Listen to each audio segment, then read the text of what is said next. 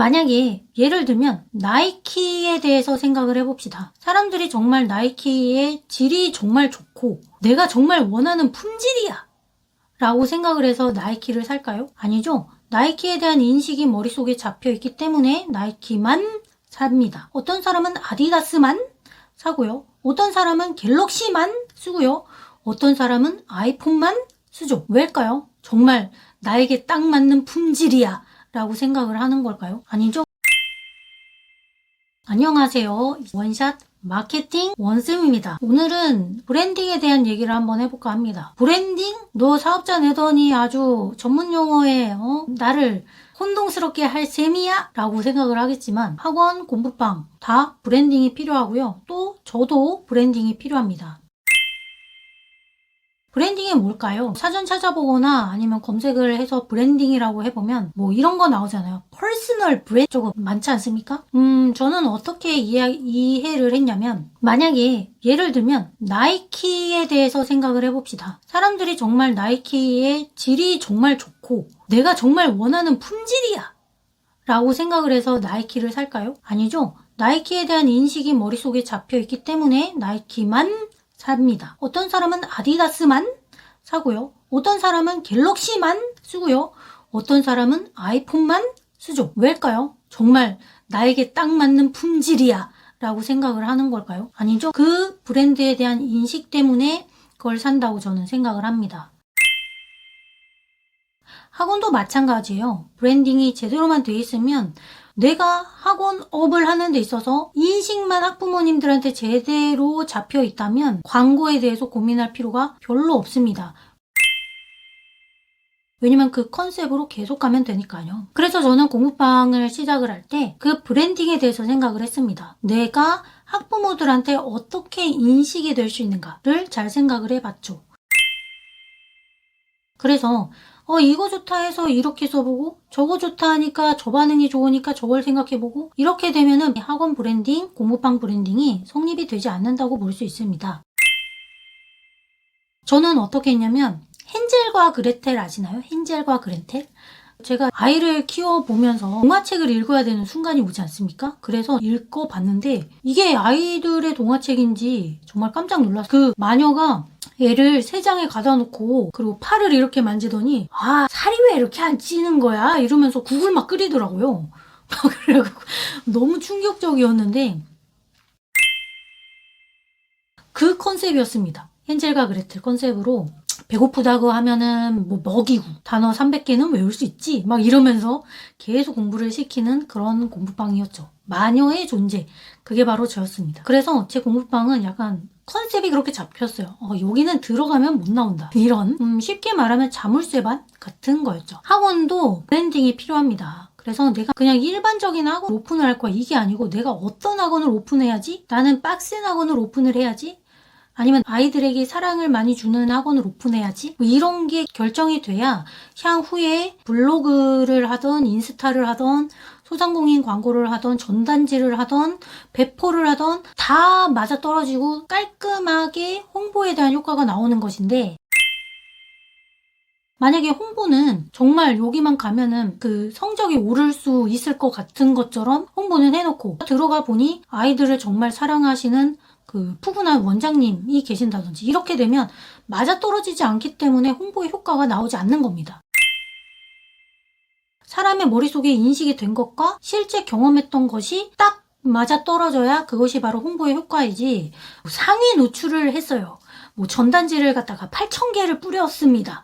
그렇지만 저희는 가성비가 좋은 뭐 이렇게 된다고 해서 학원, 공부방의 마케팅이 적용된다고 볼 수 없습니다. 그래서 지금 이 영상을 보시는 분들이 3월에 오픈을 할 예정이다, 5월에 오픈할 예정이다 라는 분들도 많으시겠지만 어떻게 디자인을 어떻게 하지, 인테리어를 어떻게 하지, 이것보다는 내 학원 공부방의 브랜딩이 도대체 어떻게 될 것인지를 먼저 생각을 하는 것이 나중에 본격적인 홍보를 했을 때 그 효과를 보기에 아주 딱이다 라고 볼 수 있죠. 뭐 브랜딩은 중소기업 그 회사만 그렇게 돼야 되는 거 아닌가?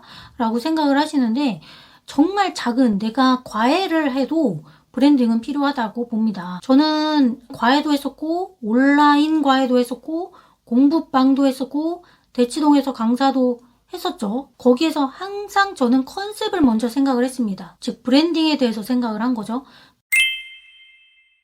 그러면 거기에 맞는 타겟층들이 쉽게 모집이 됩니다. 제가 블로그를 시작을 하고 컨셉을 잡기까지 얼마나 걸린 것 같으신가요? 제가 이 유튜브를 갖다가 찍고 능률에서 세미나를 하고 그리고 방송까지 계획이 잡히고 책까지 쓰고 6개월밖에 안 걸렸습니다.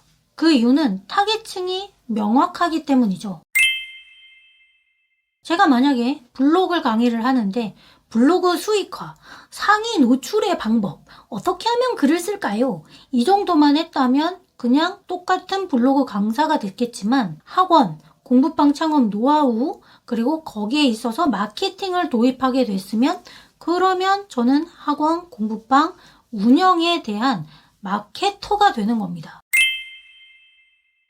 타겟층이 명확해야 그 타겟이 정확하게 모이게 되는 거죠. 자, 그러니까 학원 공부방 브랜딩이라는 것은 말 그대로 타겟층을 잡기에 필수다라고 볼 수 있습니다. 만약에 학원과 공부방에 대한 블로그를 만들려고 하는데 상위 노출에 대해서 강조하는 강사의 수업을 듣는다든지 나는 맛집, 미용실 쪽에 홍보를 하려고 하는데 그런데 계속 글만 쓴다든지 사진으로 뭔가 임팩트 있게 보여줘야 되는 사업인데도 불구하고 그러면 안 맞아 떨어진다는 거죠.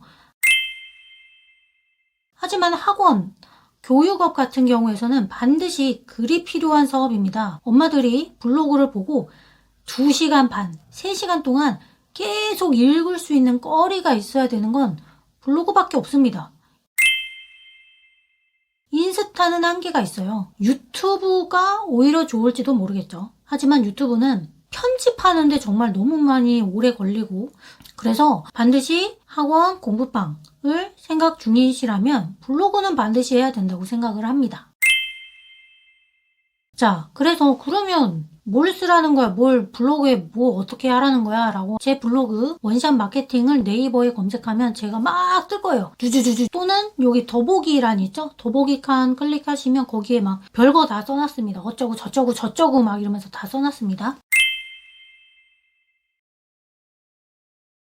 오픈 채팅방으로 원장님들만 이렇게 많이 모이게 되었습니다. 그리고 홈페이지 디자이너 분도 초빙을 했고 인스타는 제 릴스가 대세 아니겠습니까?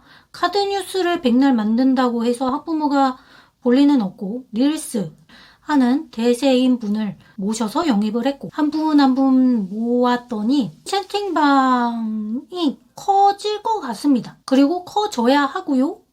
그리고 블로그 챌린지에 대해서 다음 달에 스터디를 채팅방 통해서 공지를 하고 개강을 할 예정입니다.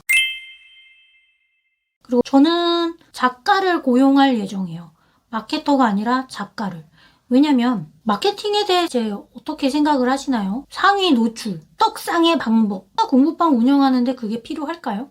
높지 않아도 학부모가 학원 찾다가 학원 공부방 블로그에 들어왔을 때 2시간 이상 3시간 동안 읽으면서 설득을 시켜줘야 되는 작업이 필요한 거 아닙니까?